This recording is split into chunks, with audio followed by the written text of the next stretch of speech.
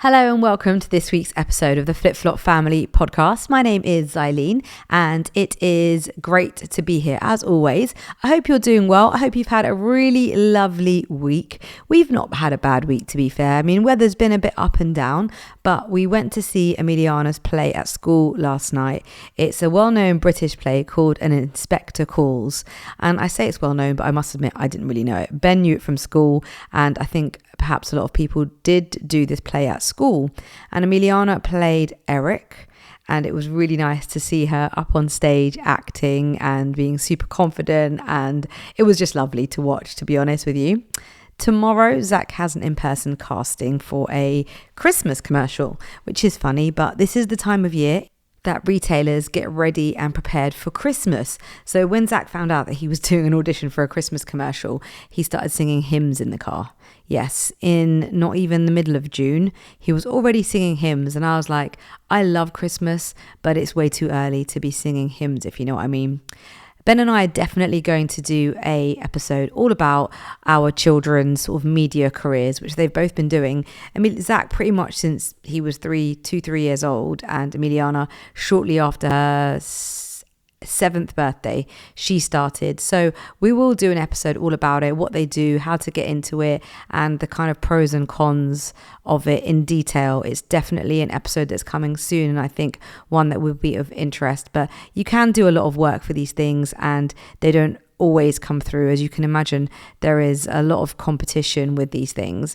Actually, funnily enough, as a family, we also have an agent, and we audition for various things, and we had 2 in the pipeline recently, and one that we really wanted as it was abroad, but sadly we didn't get that one, but we did get another. So it's all swings and roundabouts, and it is really nice working together as a family on set. So Zach has that tomorrow, which will be nice. And of course, this week it's a big week if you have your father around, which I hope you do, or if you have kids and you want to celebrate for their father. It is of course Father's Day this weekend on Sunday. If you have forgotten, don't worry, stick around, because my savvy tips on this week's episode is all going to be about last minute gifts that you can get the dad in your life, or the dads. We of course have 2 dads. It's my dad and also Ben. Unfortunately, we don't have my father-in-law, but we always think of him, and we will be, of course, thinking of him this Sunday, as he is always with us in spirit. And if you are going to have a difficult week this week, perhaps you have lost your father or father-in-law, or perhaps your partner, then we are all thinking of you. And I always believe that the ones we've lost, we never truly lose. They're always with us. They're always around us. And I think our thoughts and memories keep them alive. So make sure you stick around. If you haven't got any gifts and you're not sure what to get, I will definitely give you a bit of inspiration later on.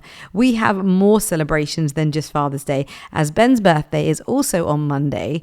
And he always gets a sort of double celebration, as he was really lucky because when we had Emiliana 13 years ago, Father's Day was, I think, a day after or a day before, but she was born, and pretty much a week later he got to celebrate his first Father's Day, which was so lovely for him.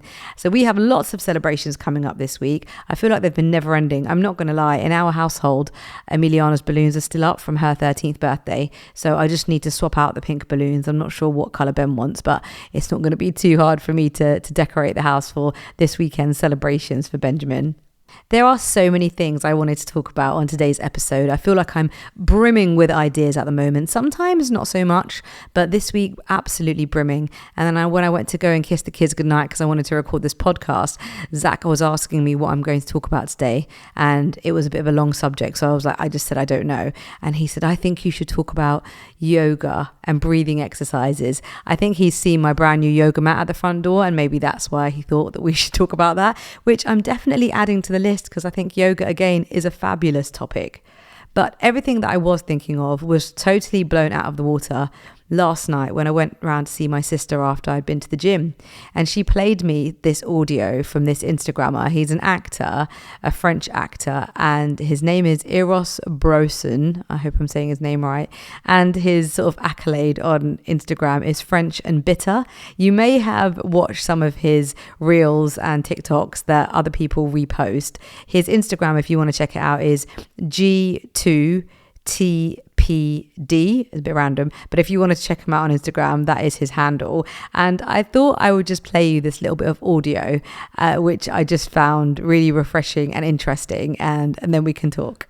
Some women have been single for so long they don't date anymore. They grant you access to their peaceful little empire like a reluctant queen handing you a visitor's badge. You text her good morning and she's already annoyed like why are you disturbing the sacred silence of my personal gross journey? You think you're gonna be her boyfriend? Bro, she's sleeping diagonally in her bed for 3 years. She's not giving up that territory because you opened the door and paid for a coffee. Her vibe is I love the idea of you, but your physical presence is kind of ruining my aesthetic. You plan a cute date, she's thinking that sounds nice, but also I could stay home, deep clean my apartment, do a 12-step skincare routine, order sushi, and not have to listen to a man breathe. Romantic surprises? Risky. You show up unannounced with flowers? Cool. She already scheduled her evening. 2-hour bubble bath, wine, rewatching Pride and Prejudice for emotional stability. You're not part of the itinerary, Jonathan. You try to check in emotionally. How are you feeling? She's feeling fantastic because you're not here. When she says, I need space, she doesn't mean I am upset. She means she wants to lay face down on her bed for 3 hours without explaining it to anyone. You're not competing with other guys. There are no other guys. You're competing with her weighted blanket, her peace, her cat named Chairman Meow, and the simple joy of not having to share her fries. And the second you cause even 0.0001% stress, gone, vanished. Back to her solo adventures and 87 unread therapy newsletters. Are you okay? Yes, she's thriving. She just booked a solo trip to Iceland while you were still composing your good morning beautiful text. Dating a girl who is used to being alone is not romance, it's extreme sport for your self-esteem. This just makes me laugh so much. I mean, I only heard it once yesterday and just hearing it again now absolutely cracks me up. I just find it so interesting, and it's so true that there are so many of us as women who just have stuff that we want to do. We, care more about our skincare. We care so much about our well-being, about being in a good mental state, about looking after ourselves, so much more than we used to, that I think for some men, this may come as quite a shock, that especially if you are single, or not even if you're just single, even if you're in, you're married or you have a partner, like you don't necessarily always want to do stuff together. Like you're happy to do stuff on your own, and I'm definitely someone like that. Like, I absolutely love spending time with Ben and I love spending time with the kids. But equally, I actually really enjoy my own company. And it's just funny to hear a male's perspective because, things have really changed over the last sort of 10, 20, 30 years. As the decades go on, as women, we are just so much more empowered. We're so much more confident to be able to look after ourselves, not hanging on every word of a man. And it's just, I found this bit of audio just absolutely hilarious. And it goes on like that if you check out his Instagram. So many different things about dating and about, dating in different age groups. Just really interesting stuff. As women, I think it's just so important to feel that sort of inner empowerment and to just do the things that really do make you happy and make you feel positive. Obviously, it is important to be around your family. And, if you are the sort of person that has young kids or even just children in general and you have to care for them, of course that is important, but it's just so important to take care of yourself. And we have touched on these things in previous episodes, talking about self-care and guilt and maybe feeling a bit bad if you take time for yourself. But hearing this kind of stuff, just I find it quite funny, and it just reminds me that there are so many things I love to do on my own. Like, I love a skincare routine. Emiliana has so many face masks, it's ridiculous. A face mask, sticking your feet in some nice hot water, all that kind of pampering, reading a book. Reading a book for me, I find it such a luxury. Like, I absolutely love reading. I'm still reading The 40 Rules of Love and really enjoying it. Looking forward to telling you more about it once I get to the end.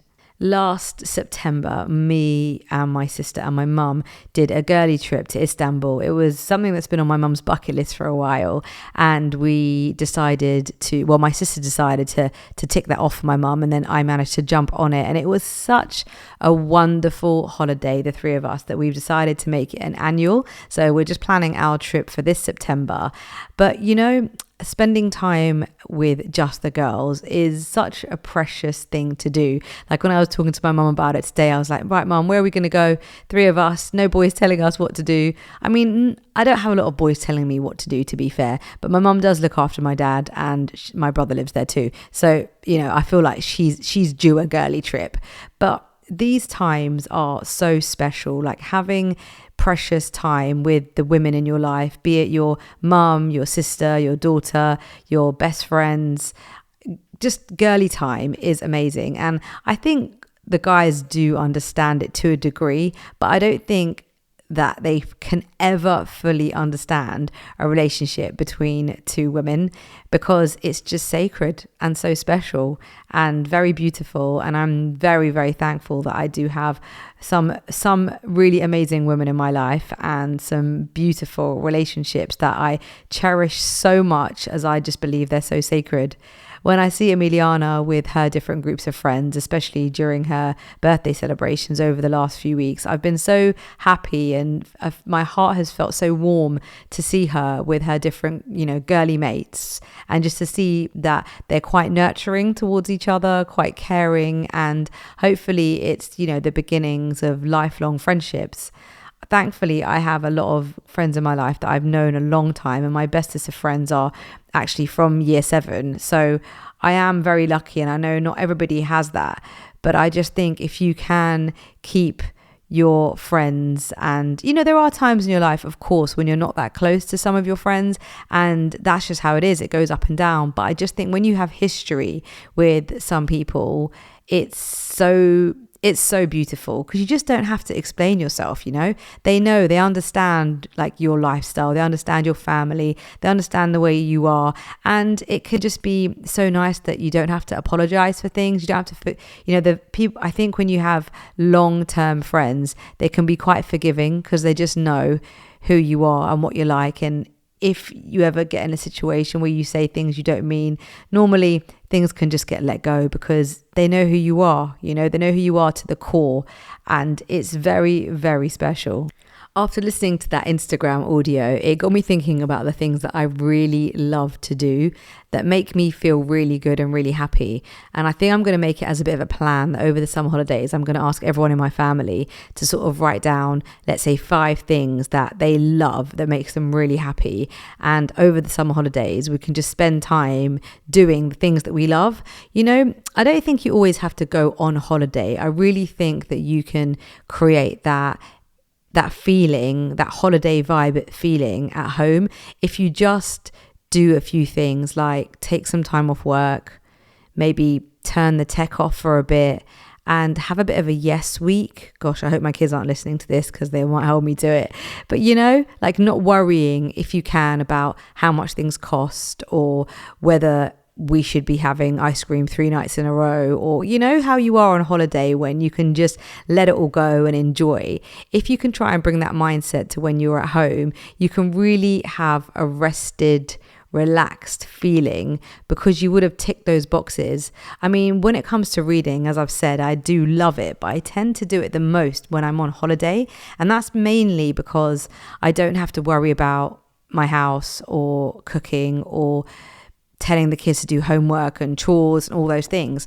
But you can easily do that at home. So if you just take that away, so maybe you decide that instead of spending that money on holiday, you're going to spend it on perhaps a few takeaway meals. You don't have to cook, which obviously is one of the biggest things for me anyway. And if you're the cook in your house, you may also feel that way. I actually do love cooking, but obviously it takes time. So having a break from it is also really nice. So just doing a few of those things and planning a few little trips, maybe to like fun fairs or going bike riding or just doing some things together as a family, as well as ticking the boxes of the things that really make you happy, I think you can have a really rested holiday. And I'm totally up for that. I'm so not bothered about leaving the UK in the summer. As long as the weather is nice, I am happy to stay here. So I'm going to create that vibe for my family over the holidays so that we can all just feel rested and feel happy and feel like we've done the things that really fill our hearts with joy. Emiliana is having another first this week where she's going to her first ever concert. She's going to the Capital Summertime Ball on Sunday, and Ben was super sweet because obviously it is on Father's Day. And I said to Ben, she wants to go to the Summertime Ball, but it is Father's Day, and obviously your birthday the next day, we'll be celebrating. How do you feel about it? And his answer was maybe very cliche, but he said, babe, I'm very lucky and I feel like Father's Day is every day. So just let her go and enjoy.